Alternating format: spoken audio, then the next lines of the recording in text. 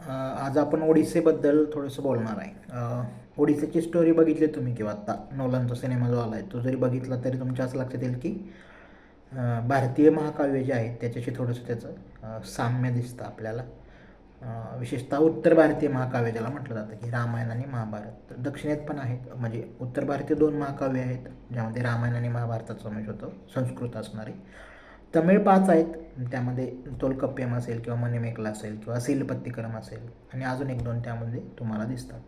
तर 5 तमिळ महाकाव्य आणि वरची जी 2 आहेत ती, आणि मग महाराष्ट्र त्याच्यामध्ये, म्हणजे महाराष्ट्राचा बराचसा उल्लेख आहे तो आपल्याला नॉर्थच्या महाकाव्यामध्ये दिसून येतो. साऊथच्या महाकाव्यामध्ये फारसा आपल्याला आत्ता ज्याला महाराष्ट्र म्हटलं जातं त्याचा फारसा उल्लेख दिसून येत नाही. मे बी या लोकांचे सोर्सेस कॉमन असावेत किंवा ती मोस्टली ब्रांज एजमधली स्टोरी आहे. ओडिसीची जी स्टोरी आहे जी होमरने लिहिली आहे ती, त्यामुळं लोखंडाचा शोध अजून लागायचा आहे. आणि त्यामुळं लोखंड हे प्रिशियस मेटल पण आहे की खूप कमी प्रमाणात त्याचा वापर आहे, त्यामुळं त्याला ॲक्च्युली जास्त किंमत त्या ठिकाणी आहे ब्रांजपेक्षा जी आहे ती. आणि मग त्यातला जर पण जसा बघितला तुम्ही की जसं सीतेच्या स्वयंवरातला पण होता की शिवधनुष्य जे आहे त्याला प्रत्यंच्या चढवण्याचा पण त्या ठिकाणी होता आणि तो प्रभू श्रीरामाने तो पण जिंकलेला. जसं की या केसमध्ये पेनोलोपी आहे. पेनोलोपी म्हणजे ओडिसस खूप वर्ष झालं ट्रॉयच्या युद्धासाठी गेलं आणि परत आलेलं नाही, आणि मग इतर सगळे जे इलिजिबल आहेत लोक ते येऊन पेनोलोपीला म्हणतात, मागणी घालतात की आता आम्ही इथाकाचा राजा बनतो वगैरे.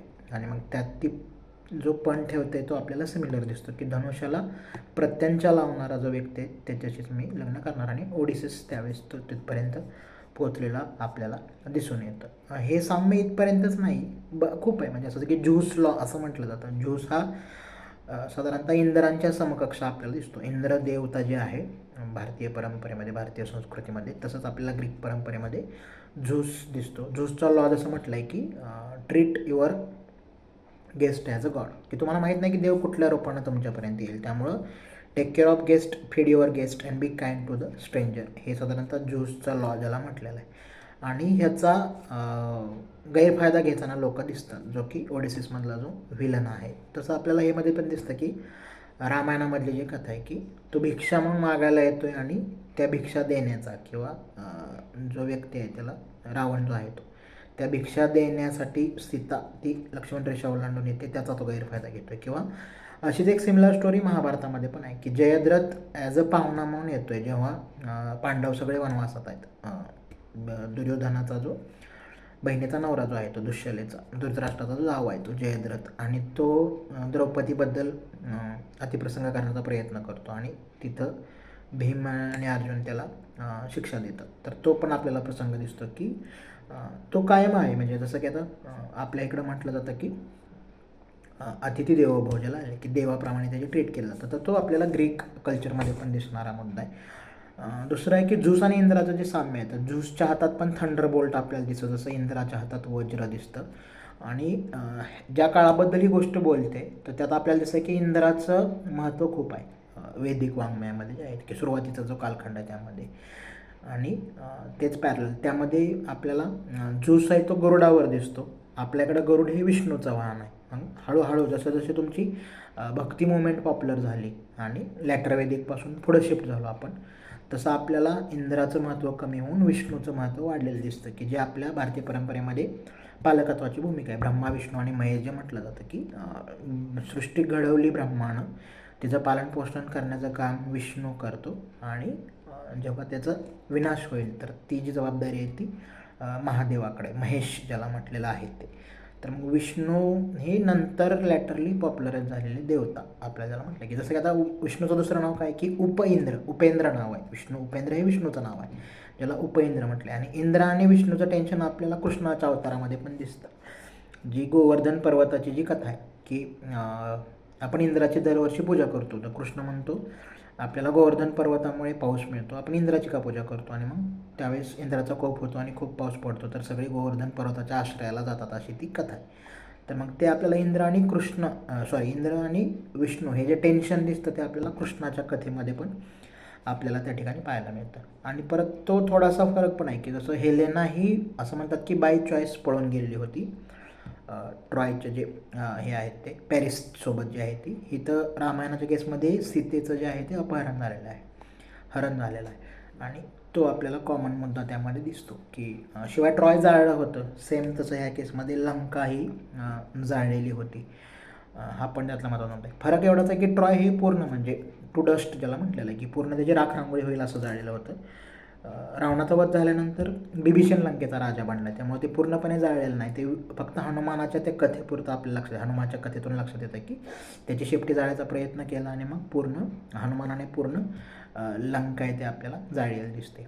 हनुमानाचा जो प्रवास आहे लंकेपर्यंतचा, जेव्हा तो सुरुवातीला जातो आहे की सीतेचा शोध घेण्यासाठी जातो आहे तो, तर त्यामध्ये आपल्याला जो कबंध नावाचा एक राक्षस आहे त्याचं पण आपल्याला स्टोरी भारतीय परंपरेमध्ये पाहायला मिळते की त्याचे डोकं जे आहे ते मानेवर नाही आहे, छातीच्या ठिकाणी आहे आणि छातीच्या दोन बाजूला त्याचे डोळे असल्यासारखे असेल. जसं की आता तुम्ही कॅलिप्सो नावाचं जे बघितलं की पॉसिडियन नावाची जी देवता आहे, समुद्र देवता, तिचा मुलगा जो आहे तो, तर तो ते मेंढरं पाळण्याला जो सीन आहे तो ओडिसीमधला जो आहे तो, तर मग तसा सेम त्याच प्रकारचं वर्णन असलेला एक दैत्य किंवा एक असुर जो आहे तो आपल्याला रामायणातल्या कथेमध्ये देखील आढळतो. त्यामुळं मे बी असं म्हणते की याचं ओरिजिन कुठंतरी सेम असावं ह्या दोन्ही कथांचं जे आहे ते. तसं खूप दिसतं तुम्हाला त्या प्रकार. जसं की आता ह्यात म्हणजे ओडिसीबद्दल जी तक्रार केली जाते किंवा त्याचे क्रिटिक्स केलं जातं की त्यामध्ये अखिलेस दाखवलेला नाही आहे तुम्ही, जो की महत्त्वाचा भाग आहे तुमच्या ग्रीक ह्याचा. ट्रॉय जर तुम्ही सिनेमा बघितला त्यामध्ये ब्रॅड पिटनं अखिलेसची भूमिका केली, त्या अखिलेसची आणि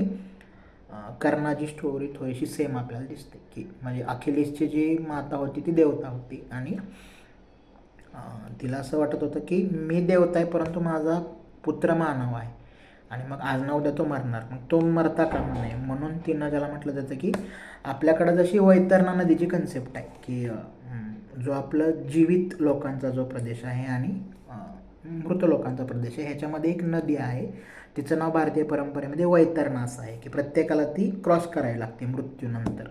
मग त्यानंतर तुम्ही जे काही तुमचं सगळा हिशोब होतो कर्माचा, नरकात जाणार स्वर्गात जाणार वगैरे स्टोरी, पण ती नदीचं रूपक जे आहे ते ग्रीक मायथॉलॉजीमध्ये पण आपल्याला दिसतं. तुमच्या कायम लक्षात आलं असेल की जेव्हा भारतीय परंपरेमध्ये किंवा विशेषतः हिंदू परंपरेमध्ये एखादा व्यक्ती मृत पावतो तेव्हा त्याच्यासोबत काही नाणी ठेवली जातात. तर त्याचं कारण असं आहे की त्या वैतरणेच्या पार न्यावं, त्या नावाड्याला देण्यासाठी काही नाणी तुमच्याकडे असणं आवश्यक आहे. त्यामुळं मुखात ते नाणं ठेवलं जातं मृत व्यक्तीच्या. तुम्ही गेम ऑफ थ्रोन्स बघितलं तर त्यात पण तुम्हाला हे दिसेल की जेव्हा ते राजा मरतो आहे किंवा टायविन लॅनिस्टर मरतो आहे किंवा जो हे जॉफ्री आहे तो मरतो आहे, तर त्या केसमध्ये तुम्हाला असं दिसतं की त्याच्या डोळ्यावरती आपल्याला सोन्याची नाणी ठेवलेली दिसतात. तर त्यामागचं लॉजिक तेच आहे की ग्रीक परंपरेमध्ये पण अशी एक नदी आहे जी मेल्यावरती तुम्हाला पार करणं तुम्ही अपेक्षित आहे. तुम्ही जर ल्युडो नावाचा सिनेमा बघितला असेल अनुराग बसूचा, तर त्यामध्ये तो लुडो खेळताना दाखवला आहे आणि तो त्याच्या गोट्या जशा फिरतात तसं ही पात्र जे आहेत आपल्या ह्याच्या जी सिनेमातली त्यांच्या आयुष्यात आपल्याला बदल घडताना दिसतात. तर तो जेव्हा ते आपण देतो की त्याचा एंट्री पॉईंट जो आहे त्या लुडो सिनेमाचा, त्यामध्ये पण तुम्हाला ते छोटंसं गटर पार करताना दिसतो अनुराग बसू, म्हणजे ते गॉडचं थोडंसं डिपिक्शन तुम्हाला त्या ठिकाणी दिसेल. तर ती वैतरणीची स्टोरी पण आपल्याला भारतीय परंपरेमध्ये जशी दिसते तशी ग्रीक परंपरेमध्ये तुम्हाला ते स्टिक्स नावाची ती नदी आहे. अखिलेसबद्दल आपण बोलत होतो त्यात, तर ती जी नदी आहे ह्याच नदीत अखिलेसच्या आईनं त्याला बुडवलेलं होतं की त्यात जर बुडवून काढलं तर मग त्याचं पूर्ण त्याला कुठलंही म्हणजे बाण लागणार नाही, कुठलंही शस्त्र त्याच्या अंगावर चालणार नाही, तलवार चालणार नाही वगैरे. परंतु तिनं बुडवताना ते एका पायाला धरून असं उलटं त्याला त्या पाण्यामध्ये नदीत असं बुडवलेलं होतं आणि मग जो तिचा हाताचा भाग आणि जेवढं त्याचं शरीर झाकलं होतं तो घोट्या बसला भाग होता, ज्याला मेडिकलच्या ह्याच्यामध्ये अखिलीस टर्न असंच म्हटलं जातं. ते टँडम जो आहे तो की तिथलं जे लिगामेंट आहे तिथलं जो स्नायू आहे त्याला अखिलीस असंच त्या ठिकाणी नाव आहे. म्हणजे तुम्ही मेडिकल स्टुडंट असाल तर तुम्हाला ते माहिती असेल. हे कर्णामध्ये पण दिसतं की कर्णाचं जे आहे की त्याला कवचकुंडलांची जी कथा आहे ती आपल्याला पॅरलली त्या प्रकारे दिसते. तर हे कॉमन आपल्याला त्याचा सोर्स मे बी कॉमन असू शकतो किंवा ज्या लोकसमूहातून हे दोन लोक एकत्र आले किंवा आयोनियन ज्याला म्हटलं जातं की ग्रीकांचं जे बेट आहे त्याला आयोनियन बेट म्हटलं जातं. ग्रीक लोक जे आहेत त्यांच्यासाठी भारतीय परंपरेमध्ये यवन हा शब्द वापरला जातो. Yavan has nothing to do with Islam. यवन हा शब्द प्री इस्लामिकच आहे. 7व्या शतकानंतर इस्लाम समजा जन्म अरेबिया आणि त्या डिटेल्स आहेत, परंतु काळ्या मिरीचासाठी जो शब्द आहे तो यवनप्रिय असाच आहे की यवनप्रिय म्हणजे काळ्या मिरी आवडते अशी लोक, म्हणजे ते मसाल्याच्या व्यापारासाठी भारतात यायची ग्रीकमधून लोक जे आहेत ते. त्यामुळं काळ्या मिरीला यवनप्रिय असं म्हटलं जातं. तुमचा नाटकाचा पडदा हे भारतानं ग्रीकांकडून स्वीकारलेली गोष्ट आहे, तर त्याला यवनिका असं म्हटलेलं आहे. नाटक सुरू होण्याआधी पडदा उघडतो, त्या पडद्याला भारतीय परंपरेमध्ये यवनिका असं म्हटलं जातं, कारण की यवन जी लोक आहे, ग्रीक आयोनियन बेटांवरची जी लोक आहेत त्यांच्यातून ती भारतात आलेली गोष्ट आपल्याला दिसते. तर मे बी याचं ओरिजिन सेम असावं, किंवा ग्रीक म्हणजे खूपच असे हे आहेत देवदेवता ज्याच्यात आपल्याला कॉमन फॅक्टर त्या ठिकाणी सापडतात. ओडिसी महत्त्वाचा आहे जो आहे तो, त्याच्याबद्दल क्रिटिक्स एक चांगला आलेला आहे, ते तुम्ही लंडन रिव्ह्यू ऑफ बुक्समध्ये वाचू शकता. एक 4,000 शब्दांचा लेख आहे, तो मुळातच वाचा तुम्ही, मी त्याबद्दल काय फार सांगत नाही. म्हणजे तुम्हाला फरक कळेल की अमेरिकी लोक आणि युरोपीय लोक ह्यांचा जगाकडे बघायचा दृष्टिकोन कसा वेगळा आहे तो, की अनकॉम्प्लिकेटेड स्वरूपाचं त्यानं केलेलं आहे का. म्हणजे ते लोकांना खूप आवडलं आहे, त्याच्याबद्दल खूप सगळं चाललं आहे, एवढे कोटी कमवले तेवढे कोटी कमवले, परंतु ॲक्च्युली त्यानं म्हणजे नेमकं त्याचं काय चुकलं आहे नोलनचं, किंवा ते जे क्रिटिक्स आहे ते महत्त्वाचं आहे. त्यांनी जे काही आर्टिस्टिक लिबर्टी घेतली, सिनेमॅटिक लिबर्टी घेतली ते असून पण, कारण ज्या व्यक्तीच्या ट्रान्सलेशनवर ते आधारित आहे त्या स्त्रीनंच तो 4,000 शब्दांचा लेख लिहिलेला आहे. मी त्यांचं नाव विसरलो, तर तो तुम्ही बघा. मी ती लिंक वाटलंच तर आपल्या डिस्क्रिप्शनमध्ये शेअर करेल, किंवा आपल्या टेलिग्राम ग्रुपवरती पण मी ती लिंक शेअर करतो लंडन रिव्ह्यू ऑफ बुक्सची. त्यामध्ये तुम्हाला ओडिसीचं एक चांगलं क्रिटिक बघायला मिळेल. ओडिसी बघून घ्या, मस्त पिक्चर आहे, थिएटरलाच बघा.